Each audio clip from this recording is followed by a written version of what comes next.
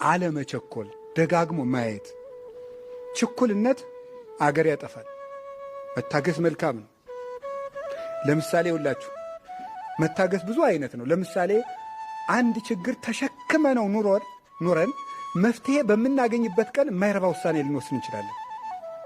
እስከ መጨረሻው መጽናት ነው።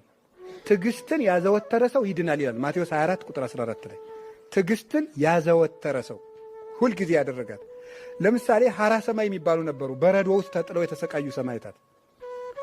35ኛው ቀን ላይ በ40ኛው ቀን አክሊል ሊወርድላቸው ነበር። 35ኛው ቀን ላይ አሕዛብ ሄደው ምን አደረጉ? እሳት አነደዱ። አንዱ ከ40ው ሰማዕታት አንዱ በረዶ ውስጥ ጥለው ክርስቶስን ካዱ እያሏቸው ነው። 35 ቀን ከረሙ አንክድም ብሎ። አንደኛው ምን አደረገ? እሳት ሲያነዱ ባካችሁ እሳት አሞቁኝ አላቸው። ምን አሉት? ካድና ሙቅ አሉት።